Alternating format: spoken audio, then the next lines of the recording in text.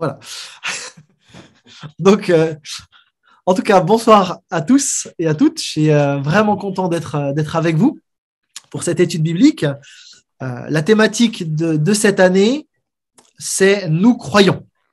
Et du coup, la question qui se pose, c'est qu'est-ce que vous croyez? Vous croyez en quoi, en fait? Et donc là, la question, là, elle vous est posée à vous. C'est une question que n'importe qui peut nous poser. Quelqu'un qui dit tu te dis croyant, c'est très bien, mais tu crois en quoi exactement? Et il est bon que chaque chrétien puisse expliquer, même rapidement, ce qu'il croit. Et c'était d'ailleurs tout l'intérêt de ce qu'on appelle le credo, que les gens apprenaient par cœur et qu'ils pouvaient du coup détailler un petit peu ce qu'ils croyaient.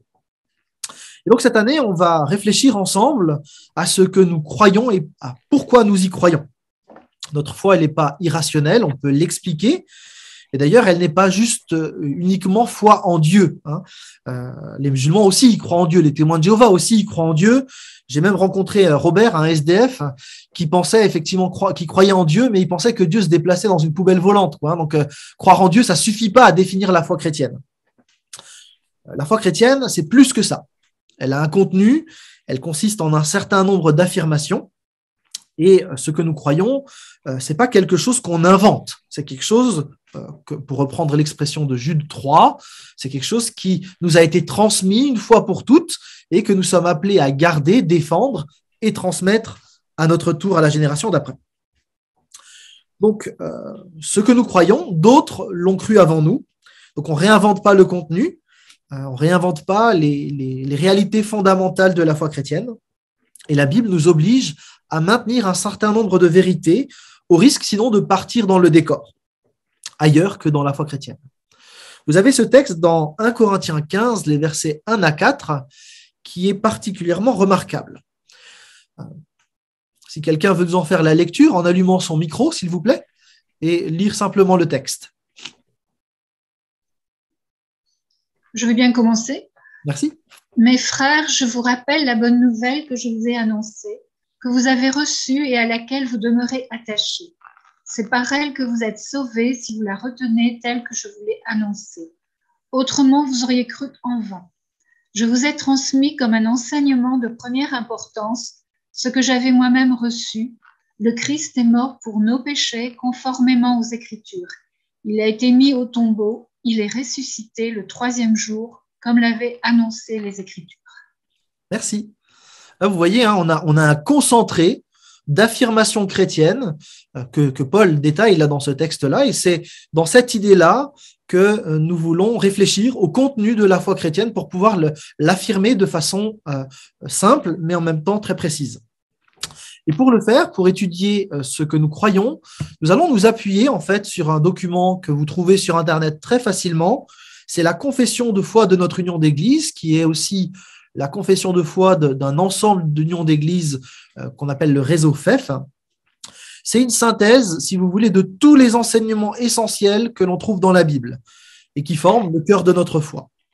Alors, il existe d'autres confessions de foi, parfois moins détaillées, parfois un peu plus détaillées, mais cette confession de foi, il me semble qu'elle donne un bon équilibre, et comme c'est celle de notre union d'église, ça vaut de la peine de l'utiliser telle qu'elle.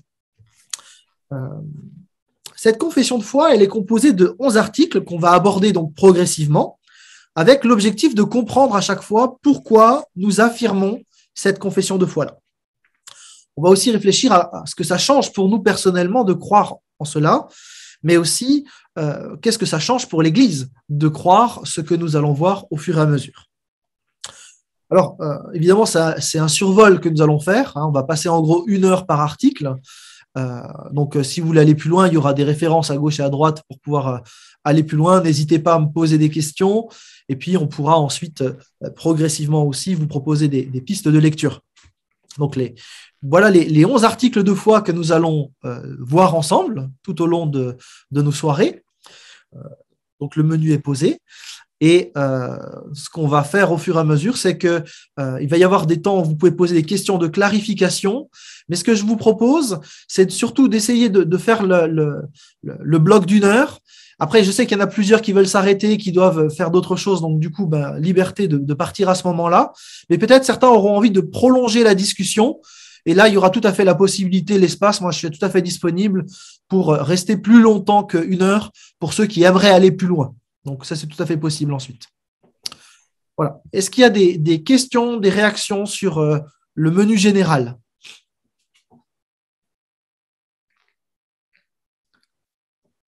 OK. Alors, je vous propose de commencer tranquillement avec notre première étude donc sur ce qui concerne Dieu et en particulier le fait que nous croyons en un Dieu trinitaire. Souvent, les chrétiens ne s'en rendent pas compte, mais la doctrine de la Trinité, elle impacte l'ensemble de la vie de foi du chrétien. Il y a des enjeux majeurs autour de cette doctrine, mais il y a trop peu de monde qui en sont conscients. En fait, le thème de la Trinité, c'est un thème central, essentiel pour le chrétien. Il y a des sujets dont on peut discuter. Par exemple, la place d'Israël aujourd'hui, les modalités des temps de la fin, le ministère féminin, etc. Ça, on peut en discuter des heures, mais pas de la Trinité. C'est une doctrine fondamentale, et si on enlève cette doctrine, toute la foi s'écroule. Alors, j'aimerais vous montrer les enjeux ce soir. En tout cas, retenez pour le moment que c'est un non négociable. Ne pas y croire, ce n'est pas juste une erreur, c'est une hérésie. Vous sortez du christianisme si vous ne croyez plus en la Trinité. Alors, il y a aussi un enjeu autour du témoignage avec la question de la Trinité, parce que, évidemment, il y a beaucoup de gens qui nous posent des questions quand on est chrétien. Oui, mais du coup, la Trinité, explique-moi, c'est un peu compliqué. Et comme effectivement, c'est une doctrine qui n'est pas simple à appréhender, il y a beaucoup de chrétiens qui disent je ne sais pas trop, et puis du coup, ils délaissent un petit peu cette doctrine. Et il y a là un enjeu, en tout cas, pour notre témoignage, de bien comprendre cette doctrine et de pouvoir l'affirmer. Le premier élément qu'on va voir ensemble, c'est que la Trinité, c'est une doctrine propre au christianisme. C'est une exception chrétienne. C'est la grande originalité de la foi chrétienne par rapport aux autres religions. Vous n'avez aucune autre religion dans le monde qui parle d'une Trinité. Alors, pour certains spécialistes des religions, certains ont essayé de rapprocher la Trinité de certaines triades, comme on trouve par exemple dans les avatars de la religion indienne, avec Brahma, Vishnu et Shiva, avec un seul Dieu donc qui change et qui devient l'un ou l'autre. Et précisément, la Trinité, c'est pas ça. C'est pas un Dieu unique qui changerait d'aspect en fonction des circonstances. D'autres ont dit, oui, en fait, c'est comme un polythéisme, il y a 3 dieux. Mais là aussi, la Trinité, c'est pas ça. La Trinité, c'est un Dieu unique en 3 personnes. Il faut réaliser que la doctrine de la Trinité, c'est une doctrine qui est révélée par Dieu dans sa parole. En fait, c'est parce que Dieu le déclare dans sa parole qu'on le croit. On n'aurait pas pu le saisir par l'expérience ou de manière intellectuelle ou par l'observation ou par un raisonnement philosophique, mais c'est vraiment parce que Dieu se révèle de manière trinitaire que nous maintenons la doctrine de la Trinité. Alors, le fait même qu'on ne puisse pas inventer cette doctrine, c'est quelque chose de rassurant. C'est Dieu lui-même qui s'est présenté et c'est plutôt bien qu'on ne puisse pas inventer Dieu, pour le dire comme ça. J'y reviendrai vers la fin. Donc, pour parler de cette doctrine qu'on va voir ensemble, on a un mot, le mot Trinité, qui ne se trouve pas dans la Bible. C'est un mot qui a été formé du latin trinus, qui veut dire simplement 3. Et ça a été un mot qui a été forgé au IIe et IIIe siècle par Tertullien. Et c'est un mot qui maintenant est parfois utilisé, on l'a remplacé par le mot trine, le dieu trine, ou la formule la triunité. Donc ça, ce sont des mots qu'on utilise aujourd'hui. Une manière d'affirmer qu'il y a 3 personnes et un seul Dieu. Ça va jusque-là? Oui? Oui. Ok, très bien. Alors, on n'a pas besoin d'un langage très technique pour définir le dogme de la Trinité. En fait, de manière très simple, il faut tenir 3 propositions ensemble. La première, c'est qu'il n'y a qu'un seul Dieu. La deuxième, c'est qu'il y a 3 personnes divines, distinctes, qu'on ne peut pas confondre. Et la troisième proposition, qui est parfois débattue, mais qui est à maintenir, c'est qu'il y a un ordre dans la Trinité. Un ordre, comprenez, une différenciation qu'on peut faire dans la Trinité. Alors, on le dessine parfois, ça aide pas toujours, mais je le montre pour ceux qui sont un peu plus matheux que les autres. Voilà, un dessin qui peut aider à comprendre la Trinité. Si ça vous aide pas, vous fermez les yeux et puis on passe à la suite. Donc, on va regarder de plus près maintenant les trois éléments de ce dogme. Donc, les trois éléments que je vous ai donnés jusque-là. Donc, il y a un seul Dieu. Vous le savez, le texte biblique met un fort accent sur le fait qu'il n'y a qu'un seul Dieu. On est dans un environnement polythéiste, quand notamment l'Ancien Testament est écrit, le Nouveau Testament aussi d'ailleurs, mais Dieu a révélé clairement la vérité du monothéisme, un seul Dieu.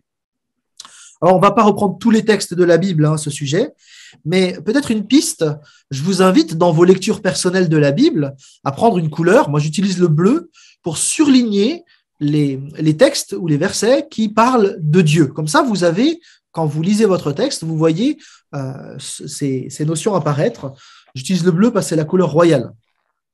Alors, on a plusieurs textes qui mentionnent donc un seul Dieu. On peut prendre Deutéronome 6, verset 4, c'est la confession de foi d'Israël. Shema Israël, écoute Israël, l'Éternel est notre Dieu, l'Éternel est le seul. 1 Roi 8, verset 60, ainsi tous les peuples de la terre reconnaîtront que c'est l'Éternel qui est Dieu et qu'il n'y en a pas d'autre. Vous avez Isaïe 44, verset 6, ainsi dit l'Éternel, lui le roi d'Israël, le Seigneur des armées célestes, et qu'il a délivré. Moi, je suis le premier, je suis le dernier, et en dehors de moi, il n'y a pas de Dieu. On pourrait aussi parler de Exode 3,14. Vous vous souvenez, c'est cet épisode du buisson ardent. Vous voyez à quel épisode je fais référence.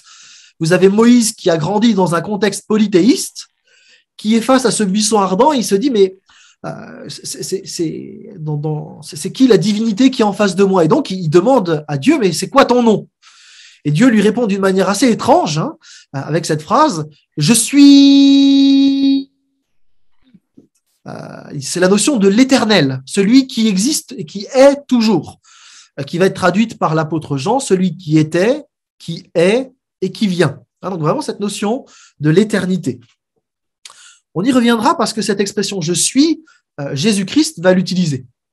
Donc c'est important de faire le lien. Dans le Nouveau Testament, on a toujours la même affirmation d'un Dieu unique. Vous prenez Marc 12, verset 29, par exemple, où Jésus va reprendre le schéma Israël, Deutéronome 6, 4, à son compte en disant « Voici le commandement le plus important, écoute Israël, le Seigneur est notre Dieu, il est le seul Dieu. » Vous avez donc vraiment cet accent qui est gardé, mais on a une nouveauté, c'est la seigneurie de Jésus-Christ. Dieu, dans l'Ancien Testament, dans la version grecque, il est appelé Seigneur, Kurios en grec. Et dans le Nouveau Testament, on a quelque chose d'étrange, c'est que Jésus, on l'appelle aussi Seigneur. Et donc, du coup, dans un contexte monothéiste, on est en train de dire qu'il y a un seul Dieu Seigneur, mais qu'en même temps, Jésus-Christ, il est aussi Seigneur. On peut prendre 1 Corinthiens 8, verset 6, si vous voulez bien. Et quelqu'un pourrait nous faire la lecture de ce texte, s'il vous plaît?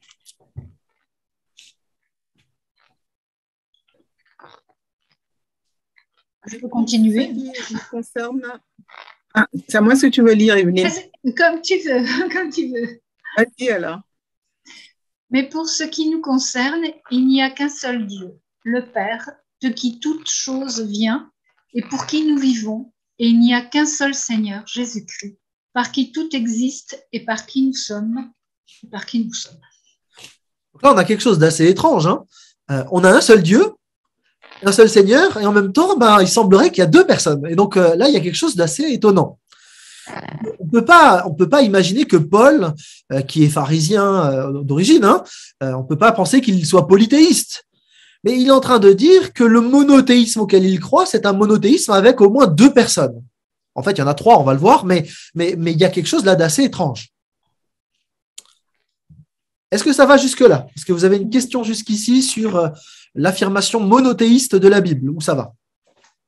Alors, je vous propose de nous arrêter sur le deuxième élément du dogme de la Trinité. Donc, il y a trois personnes divines distinctes qu'on ne peut pas confondre. Peut-être une précision d'entrée, notamment pour ceux qui font les écoles du dimanche. Dire que 1 plus 1 plus 1 égale 1 en théologie, c'est une bêtise. Il ne faut pas confondre mystère et absurdité. 1 plus 1 plus 1, ça fait 3, même en théologie. D'accord? Donc, en fait, on ne parle pas de la même chose. C'est-à-dire qu'il faut distinguer la nature unique de Dieu et les 3 personnes qui composent la Trinité. Ce n'est pas la même chose. Hein. Dieu, il n'est pas 1 et 3 sous le même rapport, pour le dire comme ça. Alors, comme c'est un peu compliqué et que notre cerveau, il a du mal à assimiler des nouvelles choses, je vais vous proposer une image qu'on appelle une analogie. C'est une image qui dit quelque chose de Dieu de manière totalement imparfaite, totalement impropre, mais qui permet d'assimiler quelque chose de nouveau. Donc, vous allez voir que c'est pas tout à fait juste de le présenter comme ça, mais ça nous permet de faire un pas en plus. Prenons un simple produit, le shampoing 3 en 1. D'accord? On a bien quelque chose d'unique et en même temps, on a bien 3 choses.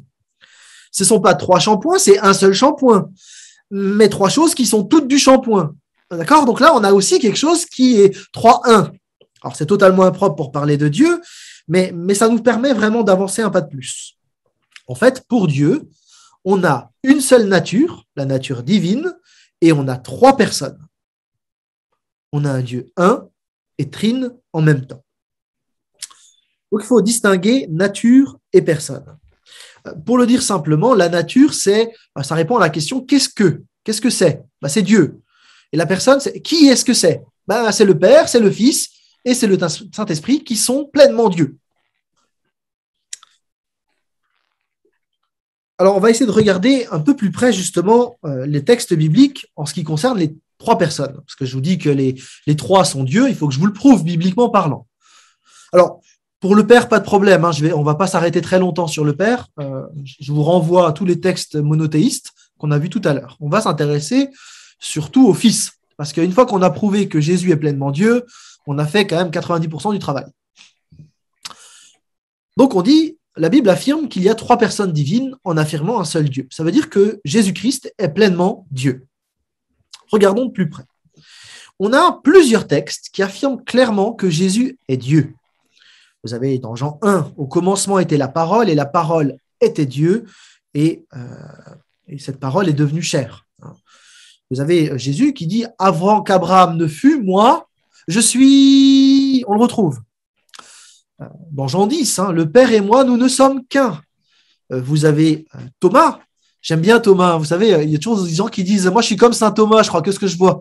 Ma réponse, c'est de dire c'est bien parce que Thomas, justement, à la fin, il reconnaît que Jésus est Seigneur. Donc, pas de problème, sois comme Saint Thomas. Mais du coup, donc Thomas qui dit oui, mon Seigneur et mon Dieu en parlant de Christ. Vous avez aussi donc Acte 20, verset 28. Vous les voyez, les textes qui s'affichent, je ne vais pas tous les lire. Et donc, on a énormément de textes, là vous en avez juste quelques-uns, qui affirment clairement la divinité de Jésus-Christ. On pourrait parler aussi des titres divins de Jésus-Christ. Il est Fils de Dieu, il est loin, le Messie. Emmanuel, qui veut dire Dieu avec nous. Il est Seigneur, on l'appelle Père éternel.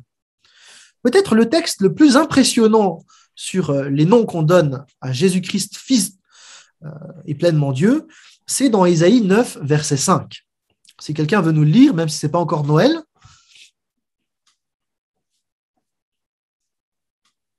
Car pour un enfant, et car pour nous un enfant est né, un fils nous est donné, et il exercera l'autorité royale. Il sera appelé merveilleux conseiller, Dieu fort, Père à jamais et prince de la paix. Donc là, on a un enfant qui arrive et il est déjà appelé merveilleux conseiller, Dieu fort, Père à jamais. Vous voyez que là, on a une superposition de la personne de Christ et de Dieu Père. On a d'autres choses. On a tous les « je suis », les « je suis » dans Jean. Là, on a des allusions claires que Jésus se réclame « je suis ». Donc, vous en avez plusieurs aussi. On pourrait mentionner encore les honneurs divins qui sont rendus à Jésus-Christ. On se prosterne devant lui et il ne les refuse pas. Pour un juif, c'est inacceptable, ça, comme attitude. On a aussi les attributs divins. Jésus est tout-puissant, il calme la tempête, par exemple. Il multiplie le pain et les poissons, mais il sait aussi lire ce que les pharisiens ont dans leur cœur, ou les disciples, il est omniscient, etc. On pourrait aussi parler des missions et des prérogatives divines. Jésus est le créateur, selon Colossiens, il juge dans Apocalypse, il pardonne, il sauve, il libère, il est prié, et c'est lui qui sauve. Vous voyez, tout ça sont des arguments pour bien démontrer que Jésus-Christ est pleinement Dieu. Ça va pour tout le monde? Ok. Pour le Saint-Esprit, de la même manière, on a plusieurs textes qui affirment aussi la divinité du Saint-Esprit. Le Saint-Esprit possède les attributs divins. Il est éternel, il est omniscient, il est omnipotent et il est omniprésent. Donc, il sait tout, il est absolument puissant et il est partout présent. Vous avez des œuvres divines qui lui sont attribuées. La création, la régénération, la transformation d'intérieur, l'inspiration des Écritures et la résurrection des morts. On a aussi la manière dont il est associé au Père et au Fils dans plusieurs textes, notamment une formule qu'on va retrouver tout à l'heure, la formule du baptême, la bénédiction apostolique dans 2 Corinthiens 13 ou dans la vie de l'Église avec toute une réflexion dans 1 Corinthiens 12. Finalement, on voit aussi ces paroles et ces œuvres qui sont considérées comme les paroles et les œuvres même de Dieu. Je ne vais pas avoir le temps en une heure de vous faire le lien entre les trois textes, et c'est assez étonnant, ces textes-là, je vais en reparler tout à l'heure, mais vous allez retrouver dans Ésaïe, dans Jean et dans Actes, le même texte, mais qui est attribué dans Ésaïe au Dieu Père, unique, dans Jean 12, c'est attribué à Jésus-Christ, et dans Actes, c'est attribué au Saint-Esprit. Donc là, vous avez les trois personnes de la Trinité à qui sont attribuées les mêmes paroles. Et donc, finalement, le Saint-Esprit est appelé de manière explicite, il est appelé Dieu dans plusieurs textes. On a d'ailleurs d'autres noms divins qui lui sont donnés. Donc, toutes ces références prouvent que le Saint-Esprit est Dieu, tout comme le Père et le Fils est Dieu. Alors, il y a une référence particulière qu'il faut retenir. Peut-être si vous avez un verset à retenir ce soir, ce serait celui-là. C'est un verset que j'utilise beaucoup quand j'ai les anciens des témoins de Jéhovah qui viennent me voir, les responsables de la salle de royaume, ils viennent me voir régulièrement. Et on travaille pas mal sur ce verset-là. Allez, faites de toutes les nations des disciples, les baptisant au nom singulier du Père, du Fils et du Saint-Esprit. Et même pour un témoin de Jéhovah, c'est très compliqué d'expliquer pourquoi on baptiserait au nom d'un Dieu, de son prophète et d'une force agissante. Ça n'a pas de sens, surtout qu'il y a un nom unique. Donc là, vous avez une affirmation trinitaire particulièrement forte avec ce texte-là. Et c'est la formule qu'on utilise évidemment lors des baptêmes. Il faut comprendre du coup que quand une des personnes divines agit, en fait, c'est toute la Trinité qui est engagée ensemble. On ne peut pas les dissocier. Ils agissent ensemble. Le salut n'est pas que l'œuvre de Jésus, mais c'est l'œuvre de la Trinité entière. Dieu, ce n'est pas un Dieu pervers qui a donné un type en dehors de lui, qu'il aurait choisi, et cruellement, il l'aurait mis sur la croix à sa place. C'est Dieu lui-même qui s'offre en son Fils. Ça a des implications. Donc, il faut vraiment articuler les choses ensemble. C'est Dieu qui vient lui-même sur terre en son Fils, etc. Pour parler de cela, on parle de la Trinité économique ou la Trinité agissante.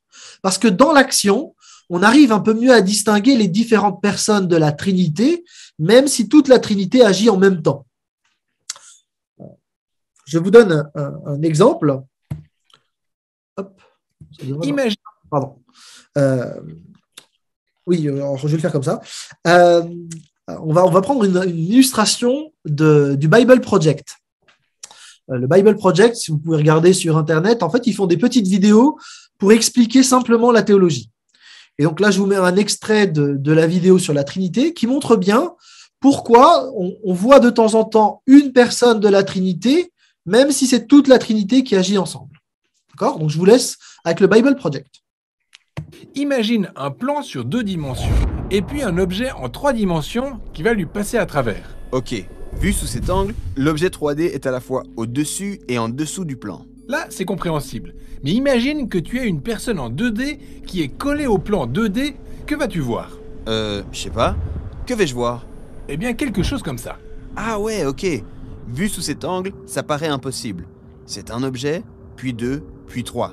Mais en réalité, c'est un seul et même objet, juste sous une forme que tu ne peux pas comprendre. Donc vous voyez, en fait, c'est pour ça que dans la Bible, parfois, on insiste sur une personne de la Trinité, alors que c'est toujours la Trinité dans son ensemble qui agit parce qu'il n'y a qu'un seul Dieu. Ça va ? J'espère que j'ai perdu personne avec ma vidéo. Donc, quand il est question du salut des humains, c'est bien toute la Trinité qui est à l'œuvre, même si on insiste sur une personne de la Trinité selon l'angle dans lequel on se place. On croit en un Dieu trinitaire qui nous aime et qui nous sauve. On utilise des expressions, je crois que je l'avais déjà parlé avec vous, mais le Père qui nous accueille quand nous faisons demi-tour et que nous allons vers lui. Ça s'appelle la conversion. Et ce demi-tour, il est bien illustré dans Luc 15 avec la parabole des deux fils, où le fils, le premier, revient vers le Père qui l'accueille. Donc, première expression pour le salut, la conversion vers le Père. Mais vous avez aussi la nouvelle naissance, la résurrection offerte par le Fils, cette nouvelle vie, cette nouveauté radicale. Et puis, vous avez une troisième expression, quand on parle de l'action du Saint-Esprit, c'est le baptême de l'Esprit. Ces trois expressions, finalement, mettent l'accent à chaque fois sur une personne de la Trinité de manière particulière. Et vous voyez que quand on comprend cette articulation trinitaire, c'est la fin du débat sur la deuxième expérience, le baptême d'esprit, comme étant un ajout à la conversion. Aujourd'hui, d'ailleurs, cette doctrine, elle est plus défendue par des théologiens, même pas pentecôtistes. L'étude de la Trinité, elle évite de déraper sur ce type de point, par exemple. Ça n'empêche pas que Dieu puisse permettre une deuxième, une troisième, une quatrième expérience surnaturelle. Je n'ai pas de problème avec ça. Mais en tout cas, il y a un seul salut qui est opéré par toute la Trinité en même temps.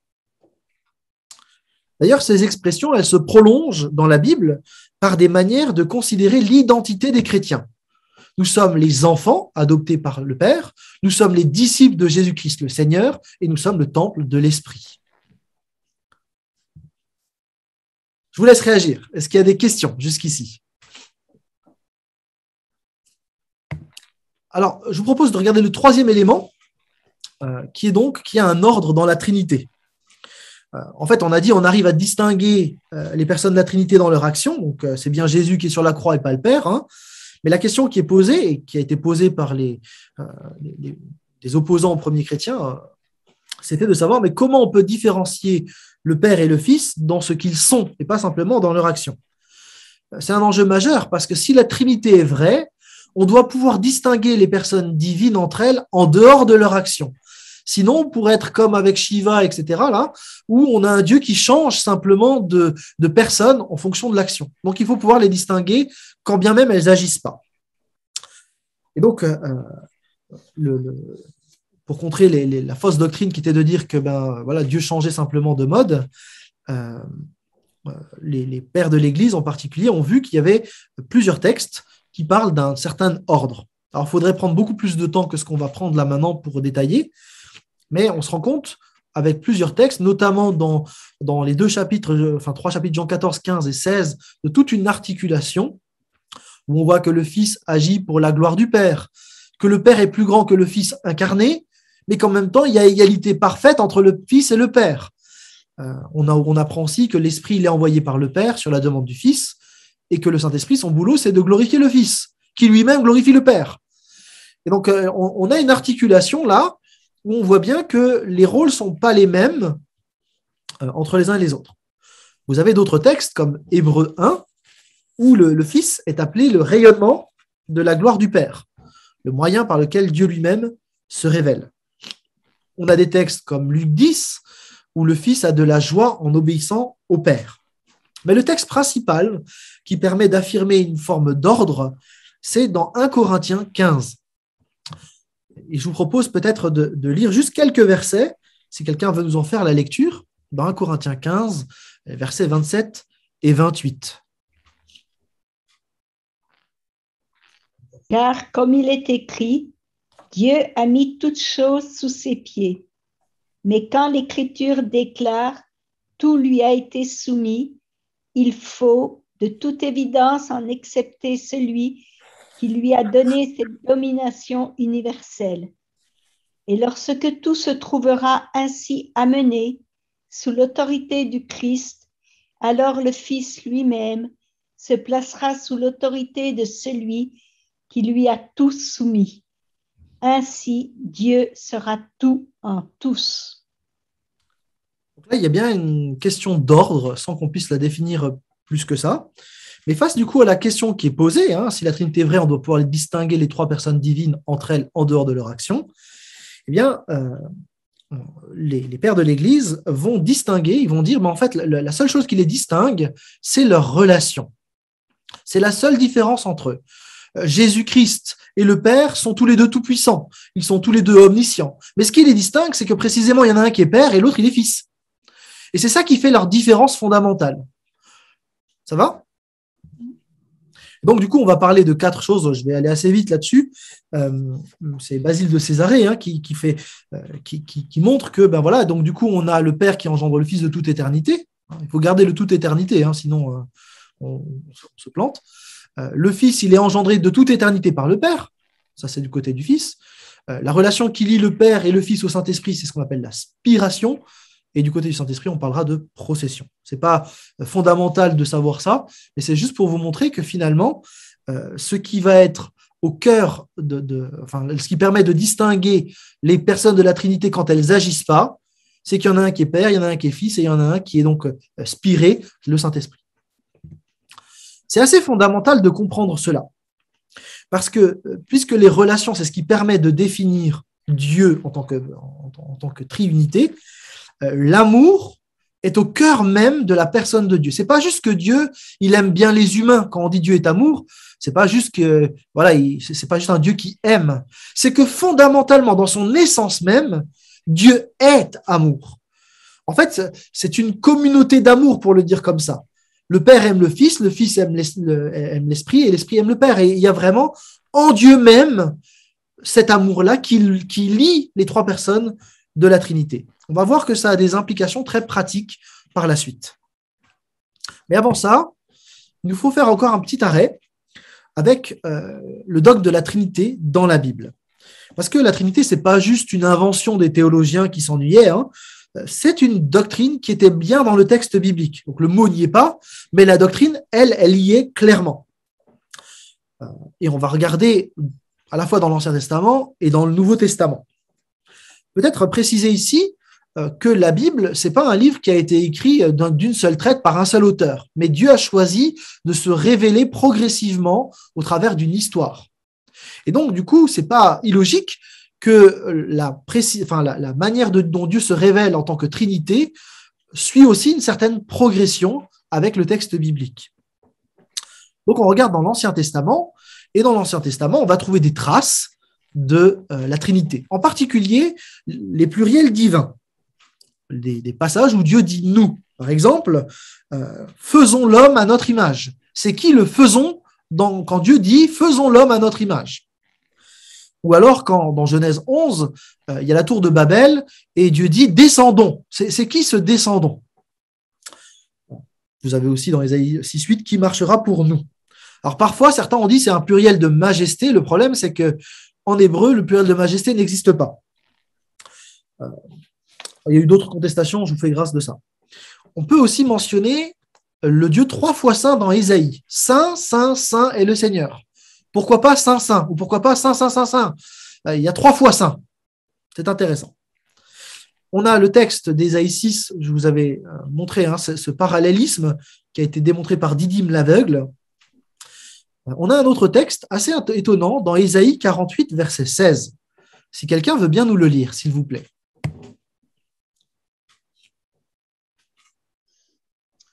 Approchez-vous de moi, écoutez bien ceci. Dès le commencement, je n'ai jamais parlé dans le secret. Quand les événements se sont produits, j'étais présent. Et maintenant, le Seigneur, l'Éternel, m'a envoyé et son esprit est avec moi. Qui est-ce qui parle? Ça ne peut pas être le prophète Ésaïe, parce que dès le commencement, il n'était pas là. Donc c'est qui ce type qui est envoyé par l'Éternel, l'Esprit de l'Éternel est avec lui, et il est là depuis le commencement? Là, on a un texte assez étonnant qui semble induire la Trinité. On a aussi dans l'Ancien Testament des personnages assez étranges que vous avez probablement croisés. Vous avez 3 anges dans Genèse qui parlent à Abraham et tout d'un coup Dieu dit. Et on se dit mais c'était pas des anges? Ou vous avez l'ange de l'Éternel et tout d'un coup l'Éternel dit à Gédéon. Et on dit c'est quoi ce personnage? Etc. Alors dans le Nouveau Testament, on a des éléments beaucoup plus nombreux, évidemment. On a d'abord des scènes trinitaires. le baptême de Jésus et la transfiguration, vous avez le Père, avec une voix, le Fils et le Saint-Esprit qui sont conjointement associés. Et donc là, on ne peut pas avoir l'idée d'un Dieu qui se transforme, puisqu'on a bien les trois personnes qui sont là présents dans la même scène. Vous avez plusieurs formules trinitaires. On a donc vu Matthieu 28, mais vous en avez d'autres. On a aussi 2 Corinthiens 13, verset 13, que la grâce du Seigneur Jésus-Christ, l'amour de Dieu et la communion du Saint-Esprit soient avec vous tous. Là, vous voyez, là, on a bien les trois qui sont articulés. Alors, accrochez-vous bien parce qu'on va en voir plusieurs maintenant des textes qui articulent une pensée trinitaire. Vous avez ce texte dans Jude 20, 21. Là encore, vous avez une articulation trinitaire. Dans Jean 14 à 16, vous avez là aussi plein d'éléments trinitaires qui se conjuguent. Mais également Romains 15, verset 30. Je vous le demande, frères, par notre Seigneur Jésus-Christ et par l'amour que donne l'Esprit, combattez avec moi en priant Dieu pour moi. 2 Corinthiens 1, verset 21. Vous avez aussi un texte connu dans Galates 4, Galates 4 à 6, où là aussi, vous avez cette articulation trinitaire, verset 6, puisque vous êtes bien ses fils, Dieu a envoyé dans nos cœurs l'esprit de son Fils qui crie « Abba », c'est-à-dire « Père ». Là, vous avez toute l'articulation trinitaire. Dans Éphésiens, vous allez retrouver aussi cette articulation, car grâce à lui, Christ, nous avons accès les uns comme les autres auprès du Père par le même esprit. Et de la même manière, dans Éphésiens 2, 22. Vous avez aussi ce texte dans 2 Thessaloniciens, si quelqu'un veut en faire la lecture, s'il vous plaît. Nous devons sans cesse remercier Dieu à votre sujet, frères, vous que le Seigneur aime. En effet, Dieu vous a choisi pour que vous soyez les premiers à être sauvés par l'action de l'Esprit qui vous a purifié et par le moyen de votre foi en la vérité. C'est à cela que Dieu vous a appelé par la bonne nouvelle que nous vous avons annoncée. Dieu vous a appelé pour que vous possédiez la gloire de notre Seigneur Jésus-Christ. Donc, vous voyez, de nouveau, on a cette articulation trinitaire. On a aussi Tite, chapitre 3, versets 4 à 6. On ne va pas le lire, mais vous avez aussi Hébreux 9, verset 14. Vous avez également 1 Pierre 1 et 2. En fait, on a beaucoup de textes qui affirment l'articulation trinitaire. On a aussi des textes où la Trinité et l'unité sont pensées ensemble. Vous avez dans Corinthiens 12 particulièrement, mais Éphésiens 4 ou Apocalypse 1, où il y a une déclaration trinitaire très travaillée.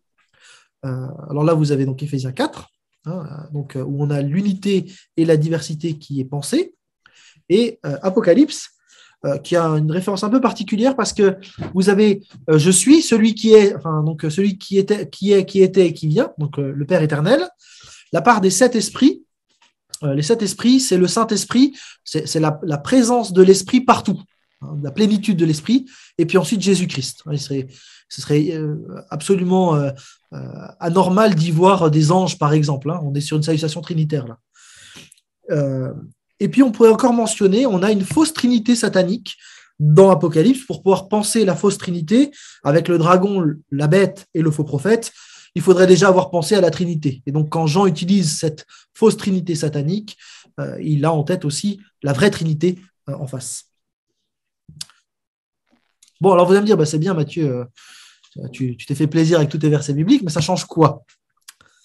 Alors, on a vu, cette doctrine, elle est attestée bibliquement par les 3 éléments du dogme, un seul Dieu, 3 personnes, un ordre, et aussi globalement en tant que dogme biblique.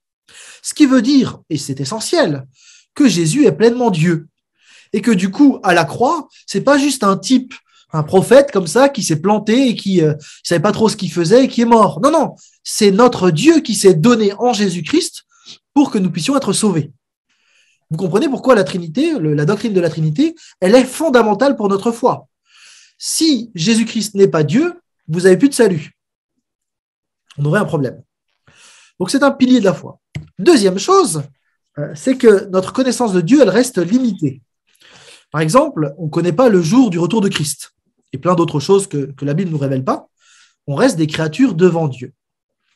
Et du coup, on est émerveillé sans pouvoir tout comprendre. Et en fait, cela doit nous pousser à l'adoration. C'est quelque part normal qu'on ne puisse pas tout saisir de Dieu. Et le dogme de la Trinité nous oblige à l'humilité et à l'adoration.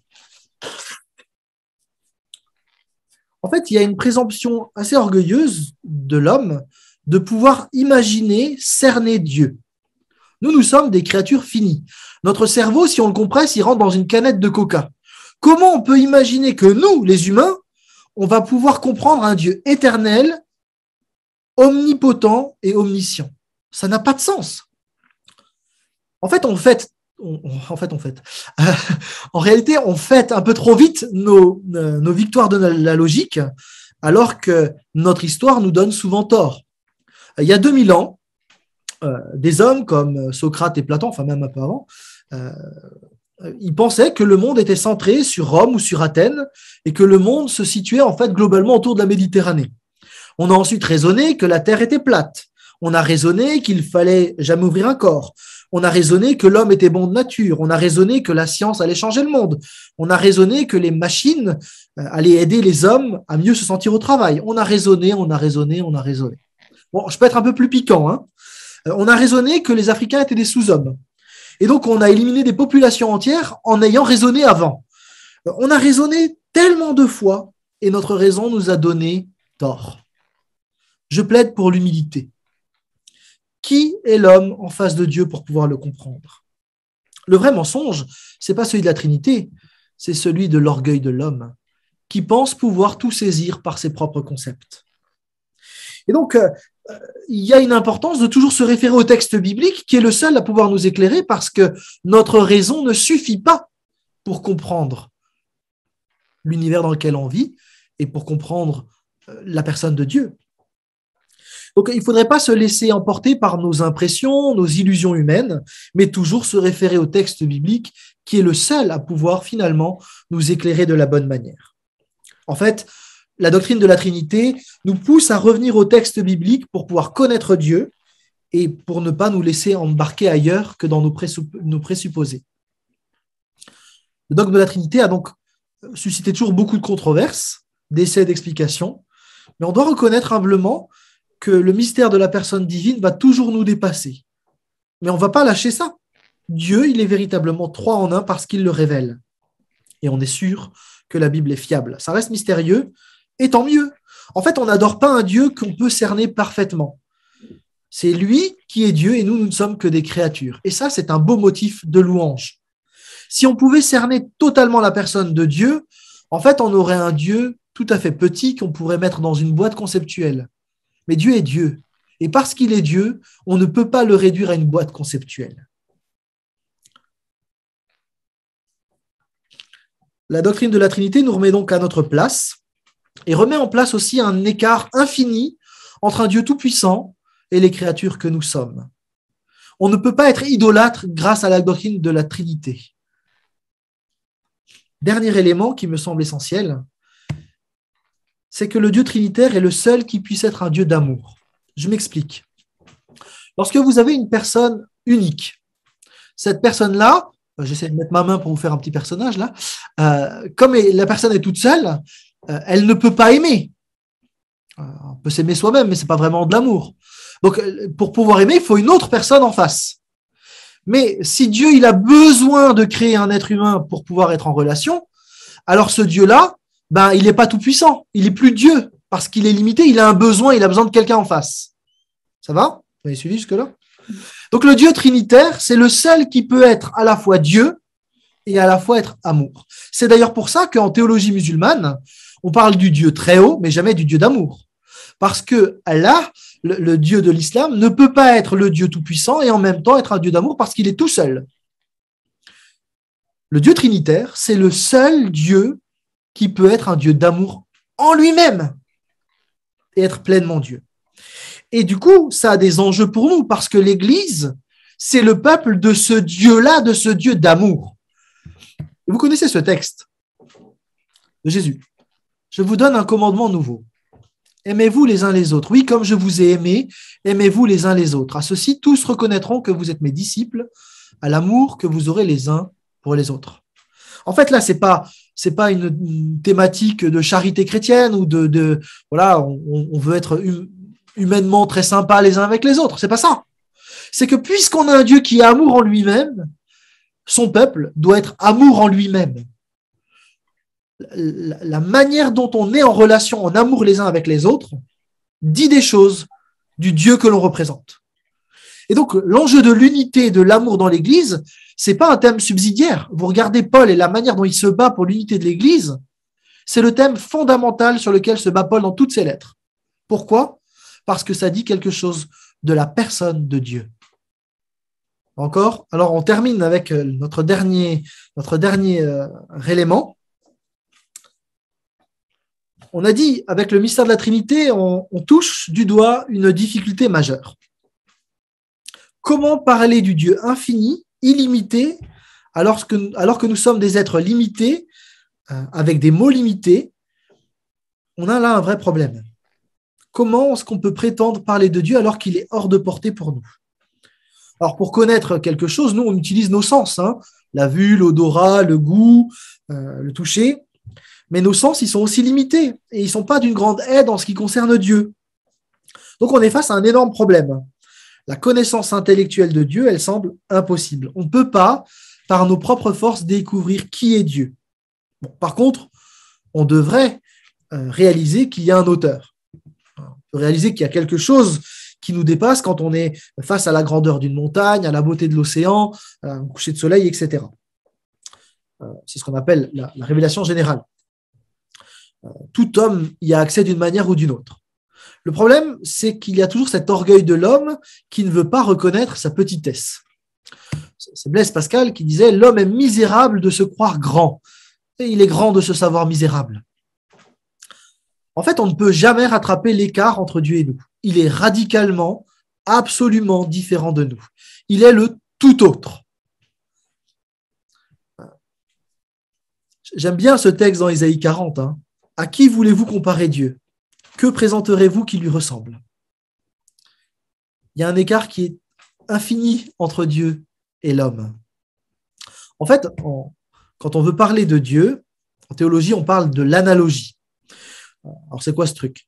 L'analogie, c'est une manière de dire quelque chose de juste sur Dieu, mais qui n'est pas assez intense. En fait, on n'a pas la puissance conceptuelle ou les mots pour le dire. Je vais essayer d'expliquer. On doit différencier en fait la métaphore de l'analogie. Une métaphore, c'est quand on compare un élément avec un autre et on n'est pas sur une équivalence stricte. Quand on dit Dieu est un lion, on comprend bien que c'est pas un vrai lion, quoi. Ou quand on dit Jésus est l'agneau, il ne faut pas imaginer qu'il y a des bouclettes. C'est pas ça qu'on est en train de dire. Dans l'analogie, on dit Dieu est sage, et c'est vrai, il est sage, mais il est infiniment sage. Et là, on n'a pas le concept. Quand on dit Dieu est amour, on n'a pas la puissance, l'éternité qui va avec ce qu'il faudrait pour décrire Dieu amour. Et donc, le risque, en fait, quand on dit Dieu est ceci, Dieu est cela, c'est qu'en fait, on fait une image, non pas de métal, mais de mental. On fait de l'idolâtrie, en fait. Et donc, on court toujours le risque de faire une image faussée de qui est Dieu. Quand on dit Dieu est amour, oui, c'est juste. Mais c'est pas, on pense à l'amour entre amis, mais c'est pas suffisant. L'amour conjugal, c'est pas suffisant. L'amour d'un père, mais c'est pas suffisant. C'est infiniment pas suffisant. Ça va? Donc, c'est important, là encore, de suivre la révélation de Dieu dans le texte biblique. Et j'espère qu'à la fin de cette soirée, vous allez avoir envie de relire toute la Bible pour souligner en bleu partout tous les textes qui parlent de Dieu, parce qu'il n'y a que comme ça qu'on peut découvrir qui est Dieu. Voilà. Parfois, on cherche des réponses ailleurs, mais j'aime bien cette image d'Odersay, quoi. Tu veux des réponses? Bon, elles sont là, dans le texte biblique. En fait, dans le texte biblique, et je vous invite vraiment à faire ce travail-là, j'ai de loin pas fait tout le tour, mais j'aimerais relever avec vous juste quelques éléments. Je ne vais pas tous les lire, mais c'est ce que moi j'ai pu relever. Voilà quelques éléments que le texte biblique nous donne de la personne de Dieu. Dieu, c'est un diamant, la définition n'est pas, mais aux multiples facettes. abri, il est alliant, enfin, c'est le Dieu de l'alliance, hein, etc. Je vous montre juste là. Donc là, vous avez juste les A et les B. Mais on continue. On va faire toute une liste. Hein. Je ne vais pas tous les lire parce que sinon, on n'a pas fini. Mais faites pour vous-même cet exercice. Le Dieu qui a toute connaissance, qui conseille, un Dieu qui est constant, qui contrôle, créateur, qui défend, qui délivre, qui a un dessein. Et je peux continuer encore. Je suis à D là. Hein. Et on peut dérouler comme ça tout l'alphabet. Et on a énormément de qualificatifs pour Dieu. Vous voyez que là, on a de quoi faire quelques présidences pour amener l'Église à adorer Dieu. Hein. Donc, c'est vrai que Dieu est bon, mais ça vaut le coup peut-être de relever d'autres caractéristiques que juste la bonté de Dieu. On a énormément de textes qui décrivent Dieu de 1001 manières. Et je veux vous encourager à aller puiser dans le texte biblique pour que vous puissiez vous-même, dans votre louange, dans votre adoration, honorer Dieu pour qui il est. Et pas simplement pour 2-3 trucs, mais pour toutes ces qualifications qui sont les siennes, de manière infinie. Alors, je vous propose de conclure avant d'avoir un temps de partage. Voilà, peut-être si quelques personnes veulent lire l'article 1 de notre confession de foi.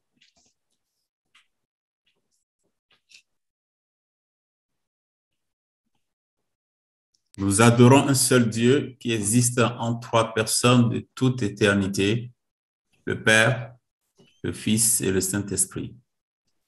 En partageant pleinement la même et unique nature divine, les 3 personnes demeurent distinctes et des rôles distincts leur sont appropriés. Le Père communique éternellement l'être et la vie au Fils. L'Esprit reçoit éternellement l'être et la vie du Père et du Fils. Le Père conçoit le projet divin et accomplit ses œuvres envers la création par la médiation du Fils. Le Père et le Fils sont présents au monde et y agissent par l'Esprit. Nous croyons que Dieu est absolu, immuable, tout-puissant, omniprésent, omniscient, parfaitement sage, saint, juste et bon. Il est esprit, il est vérité, il est amour, il est le créateur de toutes choses et tout subsiste par lui et en lui. Il est souverain sur toute la création. À lui sont dus au suprême degré confiance, obéissance, reconnaissance, amour et louange. Merci beaucoup, Sitou.